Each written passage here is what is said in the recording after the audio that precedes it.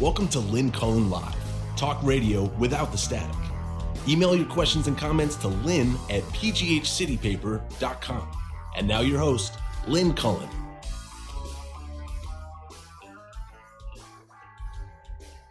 Hey, am I on? I think maybe I'm on. Is anyone still there? Hi, how you doing? It's Monday. It's Monday, April 5th. Beautiful, sunny Monday. I was just looking out the window at a woodpecker, little red head, and he was taking a bath in atop this little waterfall that I have on my little pond in my backyard. What a lovely sight. And speaking of, I have to tell you a story. I have to tell you a story of something that happened. I think it happened on Friday. I was sitting in my living room with my dog, and I was reading, as is my habit, and the living room overlooks, the backyard where the woodpecker is. And out of the corner of my eye, peripheral vision, I'm not sure what happened first, the sound or this thing, it looked like a big brown, huge, big thing crashed out of the sky. I mean, I heard it hit the ground outside. It was like this brown bomb. It was nothing that I could make any immediate sense of. It was total cognitive confusion.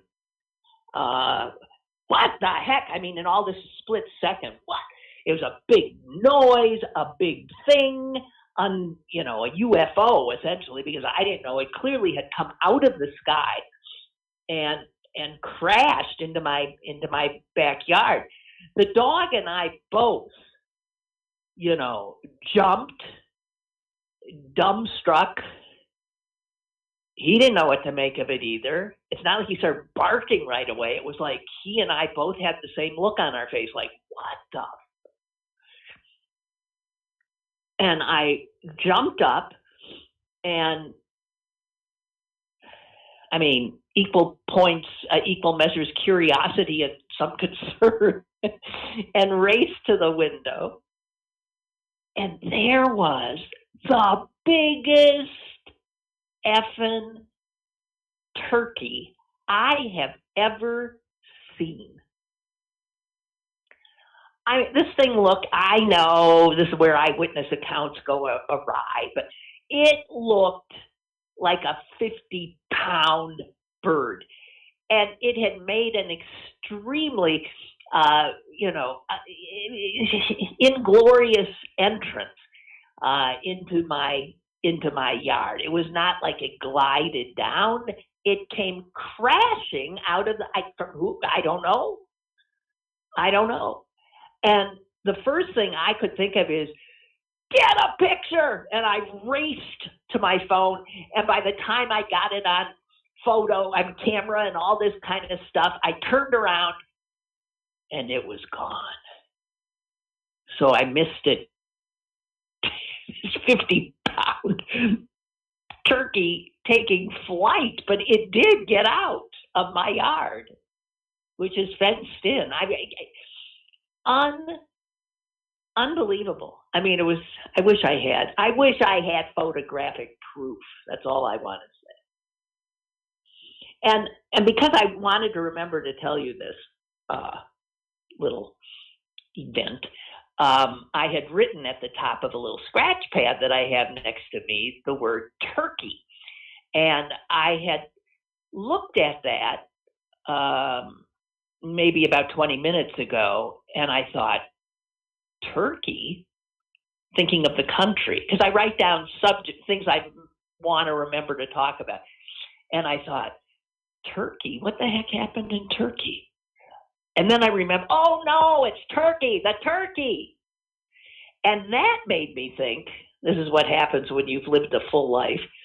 One thing just gallops into another memory.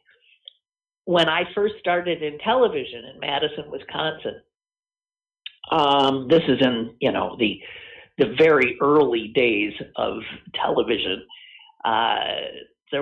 We weren't using any kind of digital stuff. There were no computers. It was nothing, like this.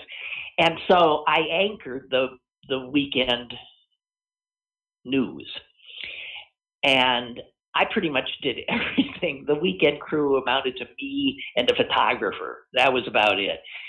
And you'd race around all day and gather news, and then you'd come back and you'd write an entire broadcast. And then I would have to go through these files so that if, in fact, and in the instance I'm thinking of, there was a big story in the country of Turkey.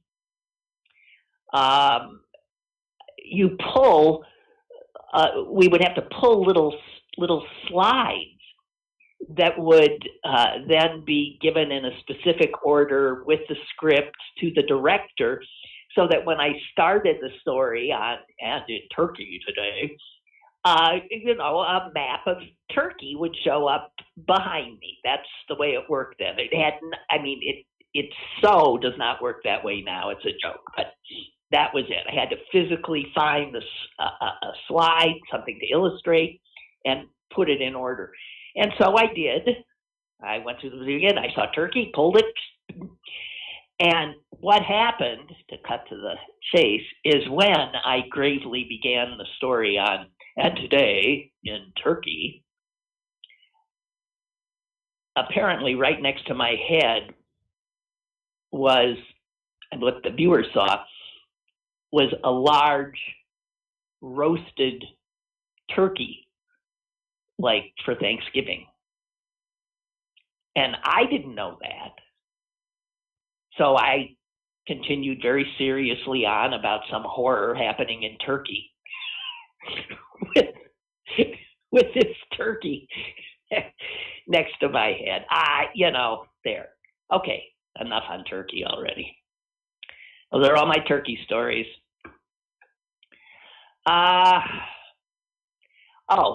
Did not watch any of the March Madness this year, although I've often said it is the greatest sporting event.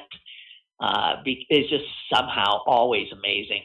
And for some reason, I lucked out and tuned in Saturday night to the game between, this is a semifinal game, between Gonzaga and UCLA. A number 1 seed against an upstart 11 seed. Oh my God. Any of you who saw it, I don't have to say anything, right? That might have been the greatest game I've ever seen. And I'm not that, a total fan. That might have been the most amazing in terms of two teams playing top of the game, just beautiful, incredible. And then the drama of it, and then you think it's done, and then it's not, and then it's done. It was unbelievable. I cannot tell you, that has to go down as one of the greatest basketball games of all time. Has to. It was up there with, like, the ending was up there, like, with Franco Harris and the whatchamahookie reception. Seriously, unbelievable. Just had to say it. Okay, what else do I have to tell you guys?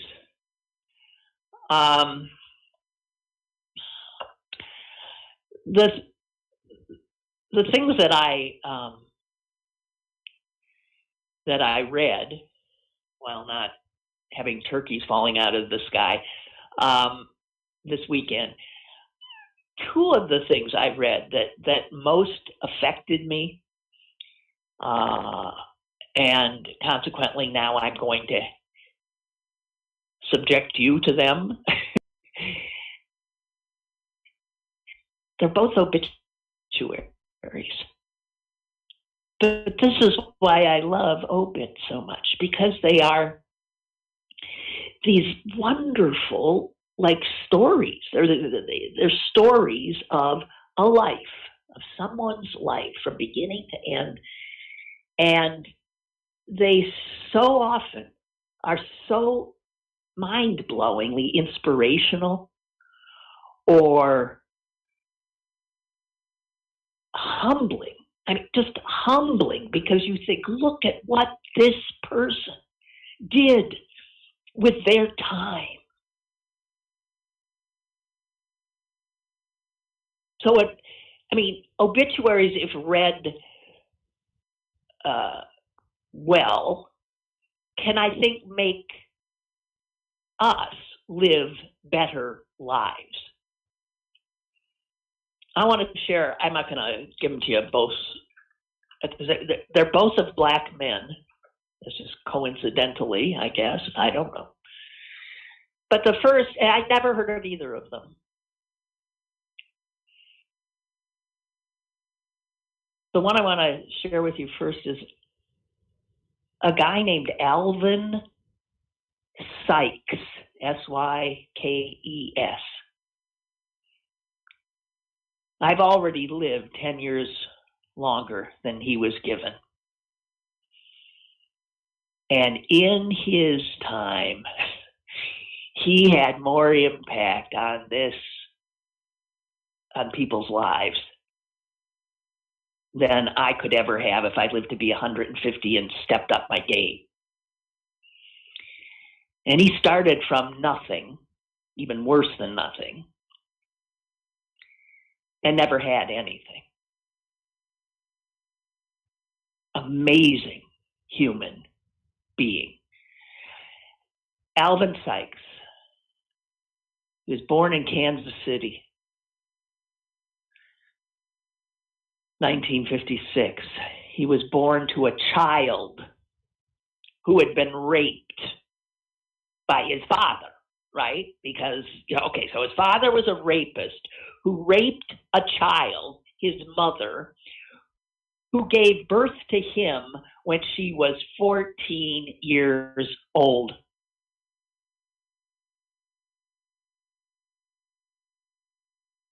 That was his beginning. And 8 days after his birth, someone who knew his mother, who had a good heart, a woman named Bernetta Page, took him in to her home.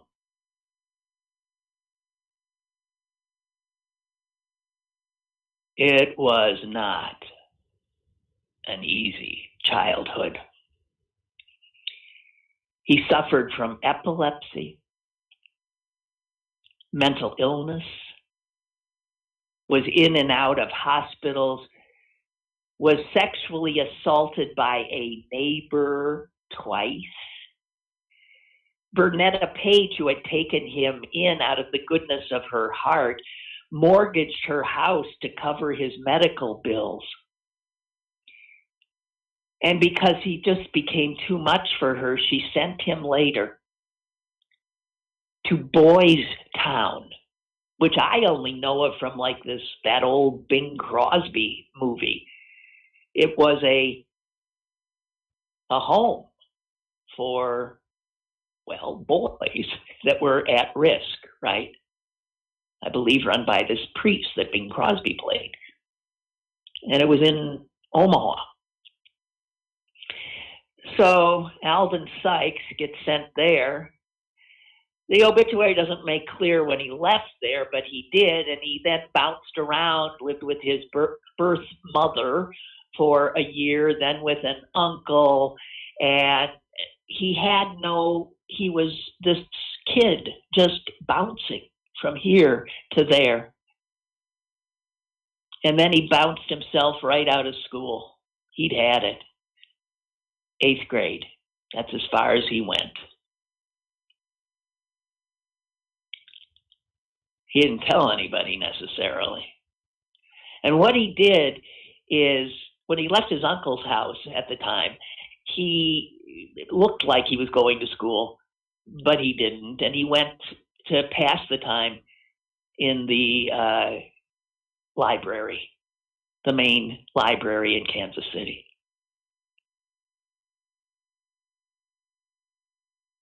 And so he stayed in there and he just read. As he says, that's where I got my education. He educated himself. And then he joined the Marines. And then he bounced around. He worked around a little bit on the outskirts of Kansas City's music scene. He met the jazz great Herbie Hancock. And Hancock befriended him. And Hancock persuaded him to convert to Buddhism. She did.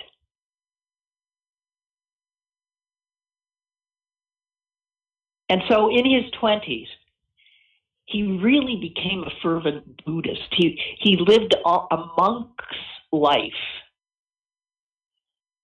He rarely held a job. He simply wore secondhand clothing. He did not have a permanent address. He would live off the kindness of friends and crash with them most of the time. He never learned to drive a car, so he walked everywhere. And more than often, where he ended up was the Kansas City Library still.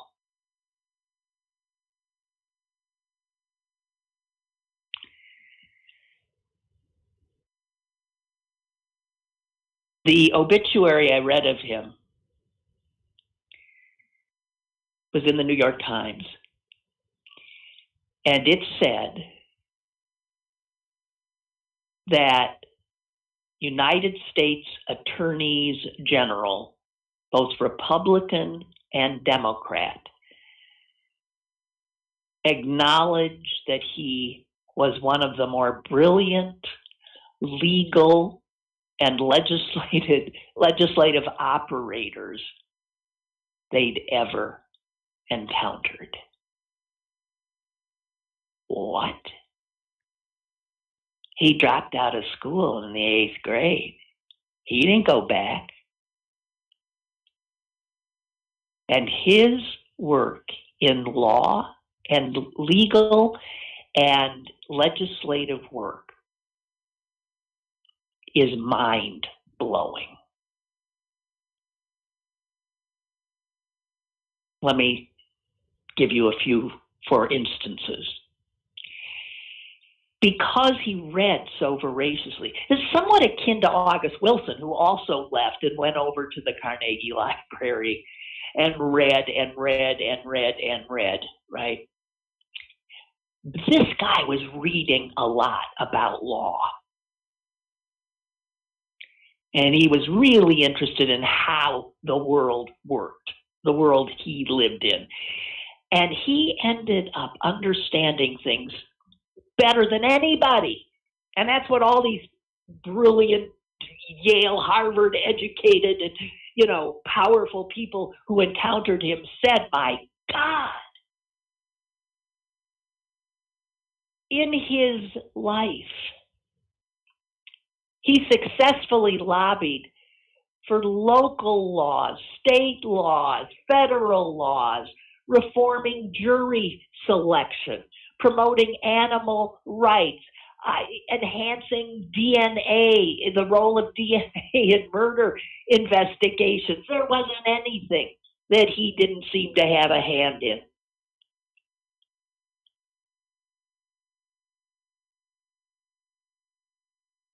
As the director of a center, a civil rights center, said, he changed the face of American law.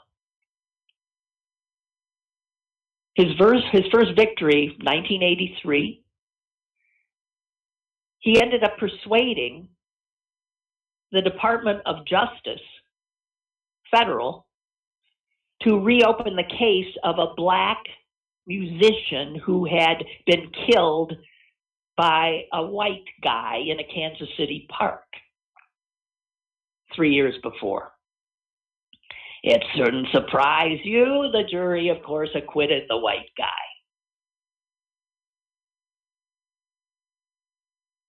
But Sykes didn't think that was true. And he figured out a way to almost force the Department of Justice to reopen that case based on the 1968 Civil Rights Act. And in fact, they did. And the white killer was found guilty and sentenced to life in prison. Now, it turns out that the black man that had been killed, was married to a woman who was a second cousin to Emmett Till, a black boy who was viciously murdered, of course, you know. And that got Alvin Sykes thinking, we gotta get this one reopened. We've got to get to the bottom of it. He spent years researching the case. He was convinced there was a way to reopen it. He got the Justice Department's attention, and then nothing really happened, and then he did it again. He never stopped. 2005, 2018.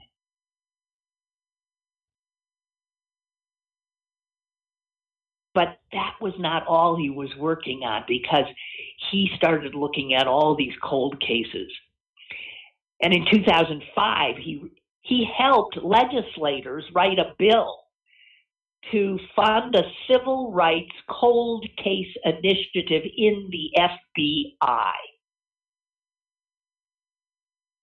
Well, guess what? I said legislators, and I meant Congress. That bill bumped into some serious opposition. And it shouldn't surprise you that the opposition was from the Republicans, of course, because what are Republicans for but to stand in the way of any progress? And the senator that was really holding things up was Tom Coburn of Oklahoma. Alvin Sykes, the 8th grade dropout, reached out to Senator Coburn and reached out and kept failing, couldn't get a meeting, kept attempting it, and finally got through to him. And following an hours-long conversation, Republican Senator Tom Coburn of Oklahoma not only relented, but became a major advocate for the bill. He said on the Senate floor, "We're going to see this bill come into fruition. I cannot say enough about the stamina, the integrity, the forthrightness, the determination of this man, Alvin Sykes."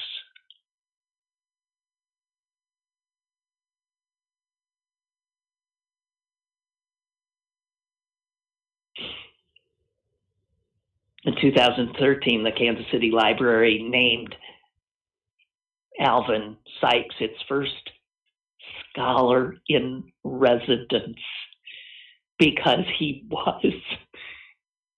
lived much of his life there.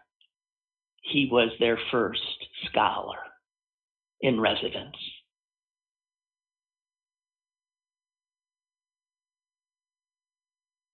The amount of work he apparently did, the amount of cases and legislation he authored, helped write, then pushed through, as I said, city level, state level, federal level.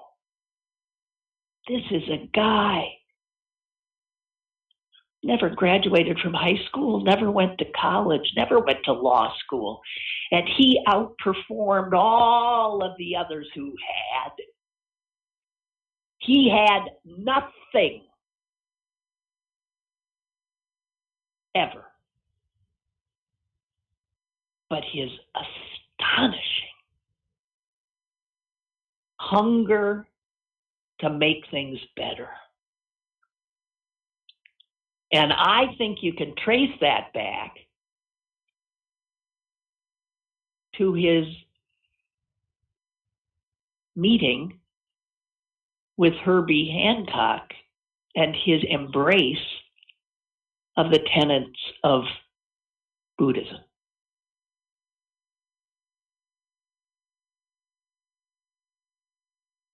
Last year, he was rushing through a train station. Again, never, ever learned to drive. He had to catch a train to get to Chicago because he was going to an 80th birthday party. He was still working on Emmett Till, trying to open that again. And the 80th birthday party was for a guy named Reverend Wheeler Parker Jr., who, when he was a child, was the last person to ever see Emmett Till alive, except, of course, for his killers. So here is Alvin Sykes last year racing to get to the train, to get to the birthday party, to find whatever he could, elicit whatever information, whatever contacts he could, still working the Emmett Till thing, and he tripped and hit his head. And it left him paralyzed and hospitalized for the rest of his life, which ended just a week ago. He couldn't grip a pen. He couldn't do much of anything. And do you know, up until almost the minute he died, he continued to work. In the last year, he successfully pushed for a bill to abolish laws that put a limit, the statute of limitation on childhood sexual assault cases.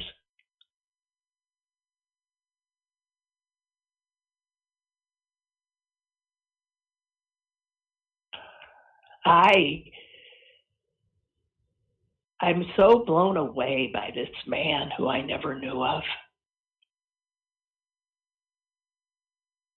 Never caught a break. Alvin Sykes, Sykes, self-taught, indefatigable defender of justice and civil rights, who packed more into his 64 years than most people will ever come close to. Oh, okay. So that was one. I'll spare you the other for a little while. It's just amazing what people can do. What people can do.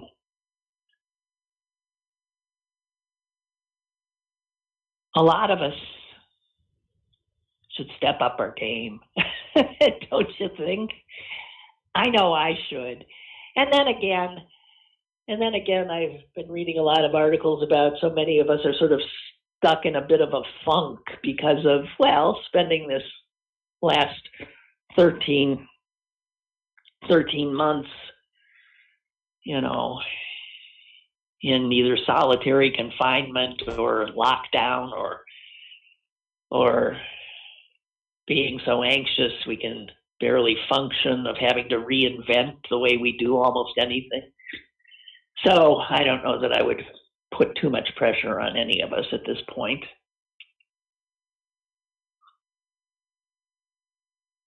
I was squawking I think last week about, learning English and how hard it would be because of nothing makes sense. Our spelling doesn't make any sense. And I saw something today that made me think of it. It was about somebody squawking about, what are all these silent K's doing in words? I mean, like knit, the word K-N-I, knit a sweater. What the heck is there a K in there for? You look at a word like knuckle, and there's two K's in there, but frankly, neither of them is necessary. You could argue, I don't necessarily. So there's two K's there that they're in there, but why? And then, excuse me, the person who was squawking about it said,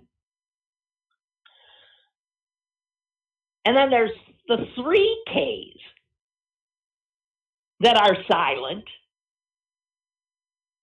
in the word Republican.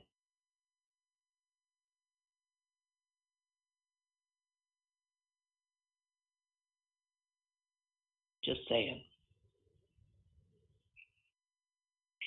I have not watched network or any or cable news for 3 or 4 days now, right?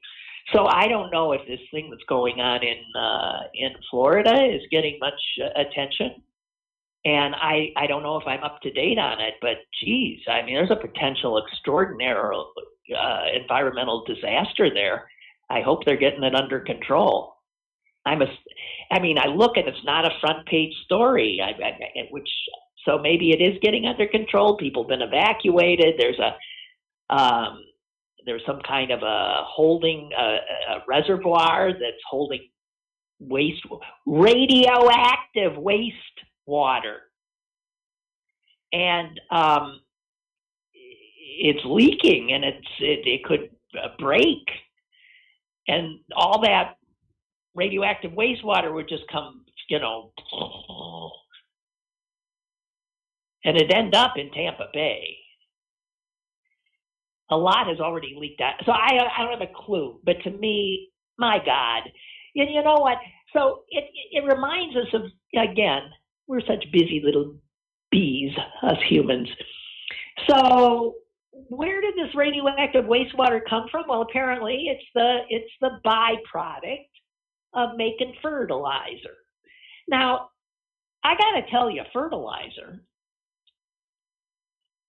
seems to be at the basis of a lot of horror. You remember how runoff from fertilizer used by farmers in Ohio, farming near Lake Erie. Is that Lake Erie? Maybe it's Huron. I don't know what the hell lake it is. I think it's maybe Erie. And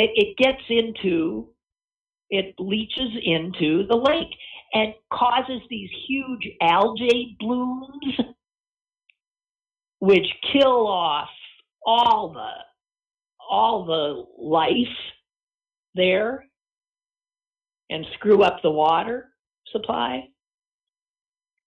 And then you think of manufacturing fertilizer and how sometimes, seems to me it's always in Texas, that because it's so combustible, that kaplooey, it blows up and almost levels, an entire neighborhood. And now we find out that in this case, the byproduct is radioactive? How the hell did that happen? Maybe we should rethink fertilizer. Good God.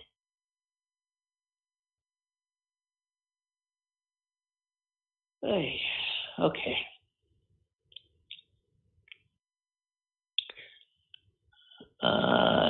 Hang on here. Hey, I don't know if some of you maybe saw 60 Minutes last night. I did watch part of it and was introduced to the most extraordinary person. Another black man, Darren Walker, who grew up poor, Texas, single family, just raised by a mom in a little shack of a house. And he now heads the Ford Foundation, which is one of the largest grant-giving charitable foundations in the country. He's given away, Henry Ford's money, up to $500 million a year, I think. And so it was pointed out that the original Henry Ford would probably plot. I use a Yiddish word because Henry Ford was such a effing anti-Semite that I'm just trying to annoy him. Henry Ford would plot if he knew that this black guy, on top of it, a gay black guy, is giving all his money away. And is giving it away specifically to try to undo the amazing inequality in this country. And one of the things, and he's just fearless, this guy. So here's a guy whose job is not just give money away, but certainly not to offend the people who give him the money, right? I mean, they're raising money, these foundations, all the time, and then they dispense it as well. And yet he makes donors, he makes the very rich uncomfortable. And I thought it was brilliant what he said. He said, hey, clearly generosity doesn't work. I mean, you can have rich people throwing money, that's fine. Yeah, fine. But look where we are. That's what we've been doing. He said, we've got to get people to think beyond generosity, and they need to work for justice. Because if you have a just society, it will be an equal society. And working for justice is a whole lot harder than writing a check, no matter how big. And he says all these rich folks who give all this money and then feel so good about themselves have got to realize that they're also part of this system that creates the inequality in the first place. So they shouldn't feel quite so good about themselves. So he just flat out said, look, generosity makes the donor feel good. It's more about them. Generosity makes the donor feel good, but justice implicates the donor. Wow. Okay. And speaking of that, good God, Robert Reich, I'm not sure how he pronounced it, had a tweet in which he said, and you see these things a lot, and it just makes your head explode. But I'm going to assume this is probably correct, and if he's off by a number or two, it doesn't matter. The point is made. He tweeted, the 3 wealthiest families in this country, the 3 wealthiest families own more than half of all the rest of us. I mean, take more than half of of us, okay, and put all our stuff together, all our wealth.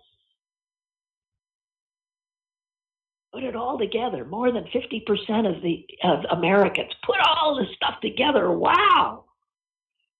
And understand that there are 3 families in the country that have more. And so he was pointing out that there needs to be, which is what Biden wants to do, a tax on this kind of wealth. And see, here's the thing. Do you think for a minute, if you taxed those 3, and then we'll drop down a little bit, let's just tax the top 100 richest Americans, okay? All billionaires. Tax them. I don't know what the tax rate is. Even make it 10%, make it 50%. I don't care. You can take that money and use it then for the good of all. And guess what? The 3 families will still be the 3 richest effing families in the country. Ha! So don't feel sorry for them. They'll still be so far ahead of everybody else. And in fact, won't change their lives one whit. Not one whit.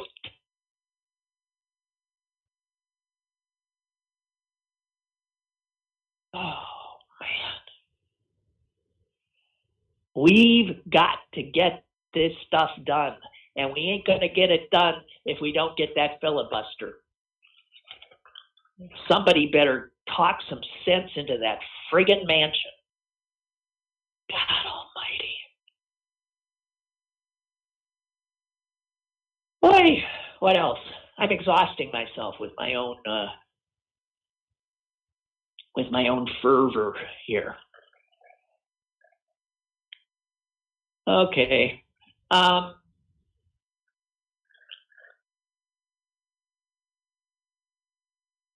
I'm going to share the other obit because, guys, I can't get enough of these kinds of stories.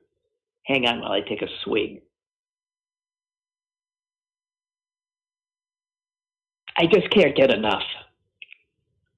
As I said, I find them inspiring. You know, some people get inspiration by going to church. Hey, I was walking the dog yesterday in my neighborhood, and someone, one of the houses in the neighborhood, had done the most amazing. I thought, I couldn't believe it. It was so cute. I'm always dumbstruck by people who really, you know, like decorate for specific holidays, because I'm not into it. Personally, never have been, nor I didn't come from a house that did that kind of thing. Never made a big to-do about that stuff. So I'm always like, what? And what they've done is their entire front yard was just filled with bright colored plastic, I guess, eggs, Easter eggs.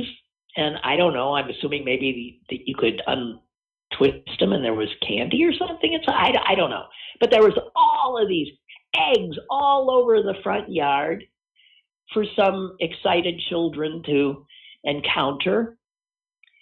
And then I saw what blew me away was that leading up on the sidewalk and then to their front door, they had actually put paw prints of, I guess, the Easter bunny, right? So there were like Easter bunny paw prints at just the right, you know, just like an Easter bunny walking around might have. And I thought, wow. Now, you know, that was, I thought, just adorable.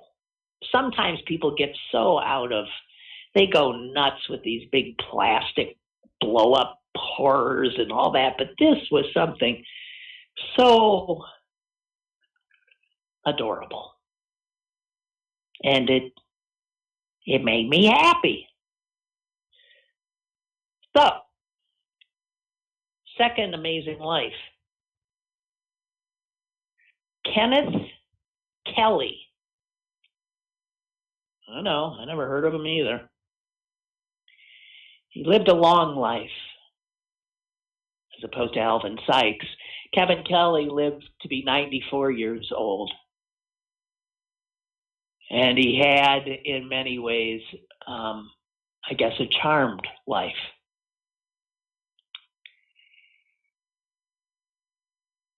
Where to start? He was a respected scientist. He worked for Hughes Aircraft Company. And in fact, when Hughes offered him a job in the 50s, about 1953, they were very involved in radar and missile guidance research, and they wanted him. They knew he was a smart cookie, and they needed him. And some of the white engineers who worked at Hughes said, "What? We ain't working with this black guy. Are you kidding me?" And Hughes said, "No, we're not kidding you. As a matter of fact, we don't even need you. You're out of here." Now, that's pretty amazing for 1953, but that was one company, Hughes Aircraft, and they wanted Kenneth Kelly. The company even paid for him to get a master's degree at UCLA. And he rose quickly through the ranks, becoming a section head. Then he went on to a NASA subcontractor. He helped design massive ground-based radio stations that were there to communicate with spacecraft, including the Apollo missions, and pretty much worked on essentially the basis of modern satellite radio and television. Kenneth Kelly. But see, while in the 50s he was a respected scientist at work, he couldn't really find a place to live in the suburbs around where he worked. He couldn't get a real estate agent to return his calls. He had 2 little boys, and his family needed a home. So he jokingly said to a white friend, "Hey, maybe could you front me here? Could you buy the house, and then I'll pay you right back?"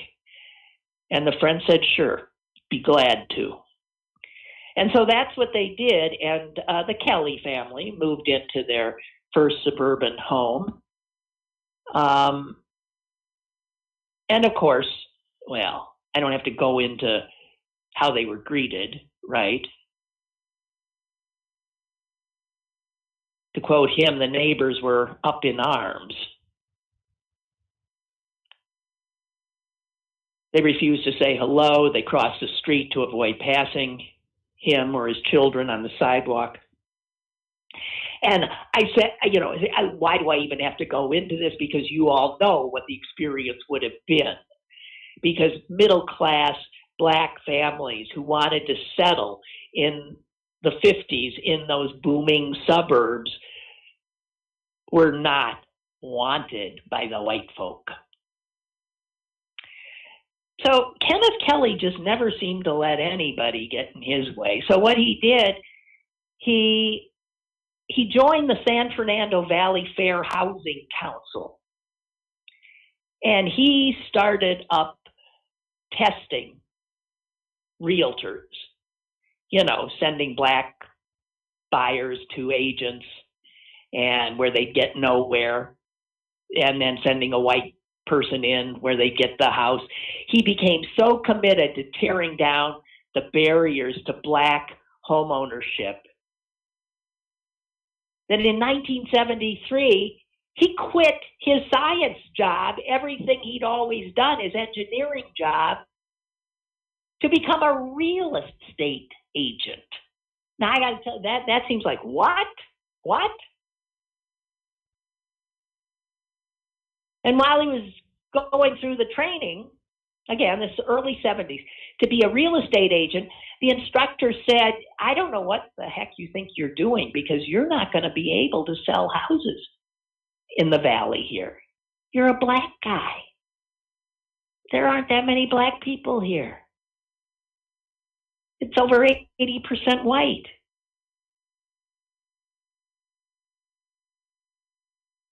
Within a few years after receiving his real estate, whatever that is, thing, license probably, he was one of the most prolific salesmen in the San Fernando Valley. In 1979, he was named the Realtor Associate of the Year for the Valley. And after he got all that straightened out, he went back to engineering in the 80s, again working for Hughes. Meanwhile, he also reached out to Charles Schultz, the guy who drew Peanuts. And he wrote him a letter saying, I think it would just be a really wonderful thing if you would have a black character in the strip. And initially, Schultz thought that would look patronizing for some reason. But Kenneth Kelly said, oh, no. He wrote Schultz and said, an accusation of being patronizing. Well, that would be a small price to pay for the positive results that would accrue to having a black character who was just one of the gang, whose skin color would be incidental. And Schultz agreed.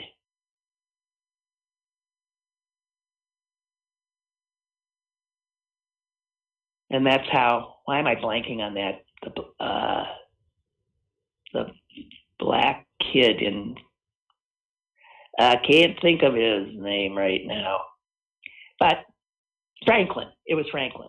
So Franklin showed up in 1968. But I have to tell you, people's lives, again, just blow me away. His parents were immigrants from Jamaica. His dad was killed on a railroad job when he was just 18 months old, Kenneth. His mother was a domestic worker, a maid.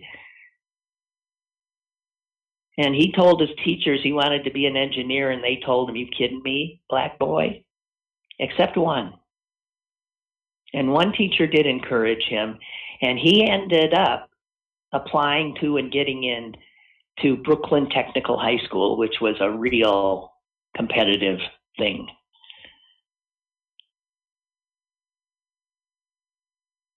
And then he applied to be a radio and radar technician in the Navy. And he was denied, of course, because, well, black folks didn't do that in the Navy.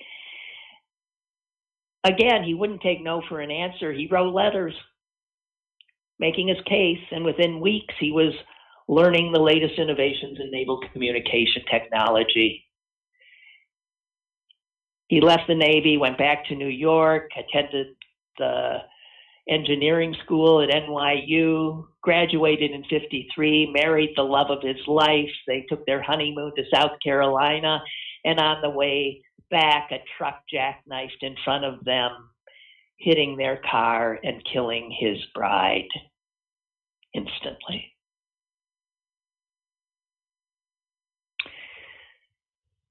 People's lives.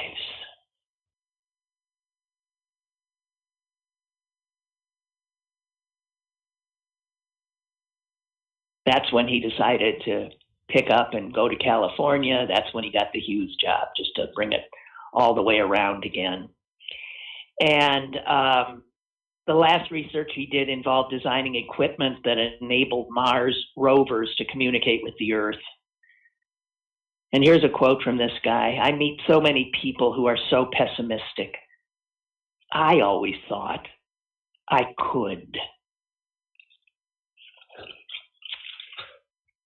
Is the intrepid caller still there, or have they decamped? Hello? Lynn, good morning. Hey, good morning. You've made my day. It's just such a pleasant experience here listening to your show. Oh, thank you. From the turkey until now. I got a couple of them big bombers that just drop out of nowhere and jeez, terrify my cat. Yeah, but have you ever seen them actually flapping and flying? I mean, I don't know how he ever got airborne or he got. Geez. They're much better just cruising. When I used to work down on the strip by the busway, up on the hillside there, that little park named after what is it called? Can't think of it offhand, but the turkeys they go up there for a while, and then as a part of their daily routine, they'll jump off of the slope and glide. They glide down onto the. I see them on Bigelow Boulevard. Bigelow, that's it. That's the one you're saying. You often see them there, right? Yeah. And then they go down, eat down by the railroad tracks, and make their way back up. And I think that's where they spend the evening, is up on that hill. But you brought up the irradiated water down in Tampa. Yeah. And that's where a lot of the migrating birds have to fly through that area. Oh God. And we've killed, since they've been counting, we've killed 3 billion of them in North America. It's a quarter of the entire population of birds in North America. And some of my favorite birds come here, in the migration. And I always wonder, I fear for their return, because there are so many adversarial experiences, like drinking and eating things that are growing in the water. And of course, all the water birds that land on those dirt pond, those polluted water. ponds, whatever the stuff is, and it's just a sad experience. We're just spoiling. I heard this story. I think it was on NPR about some firm that has developed, like you said. I mean, I'm sure it's not quite right to say this, like, huge vacuum cleaner that they shoot up into space, and it is now vacuuming all the friggin' space junk that we've got out there, traveling at, like, God knows, tens of thousands of miles per hour, and posing risks to to satellites, space stations, all this kind of stuff. We are doing what we've always done. We've polluted the air, we've polluted the water, we've polluted the land, and now we're polluting space. We just are the worst. The worst. One of those astronaut turrets could go right through one of them satellites, Yeah. And they expel their waste. I mean, they got to do something. Maybe they bag it and bring it back. I don't know. No, they do. They do. No, wait. I read about that, and I think I shared it, but now I can't remember. They place it in. Yes, it is. It's kept. They do not jettison it. I don't think. Okay. Well, that answers that question about the turd. But I think that all of the stuff we've been putting up there since the Sputniks and all of that back in the 50s, it's all still floating around, and they'll talk about one of these ships now that'll carry 100 different satellites on it. One of these Elon Musk deals. Yeah. I mean, it's like no big deal. Here, we're shooting another one up, and how many are going up from China and India and Israel, and I mean, everybody's doing it. Yep, everybody's doing it. Man, it's just so we just don't. It's too depressing to even think about.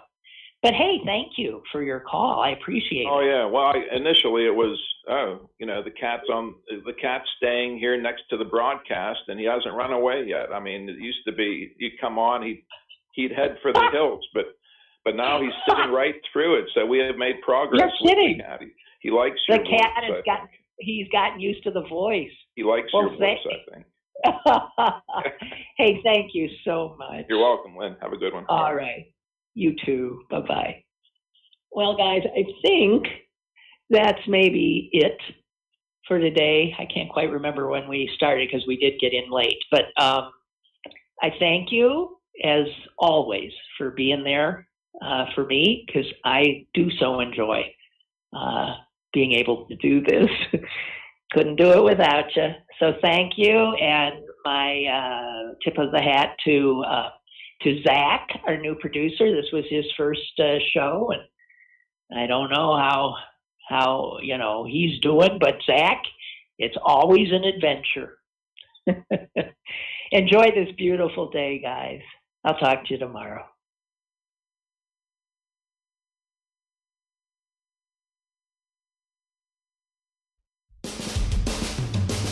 Lynn Cullen Live, Monday through Friday from 10 a.m. to 11 a.m. and archived at pghcitypaper.com. The opinions expressed on Lynn Cullen Live are those of the host and do not necessarily reflect the viewpoints of Pittsburgh City Paper or its advertisers.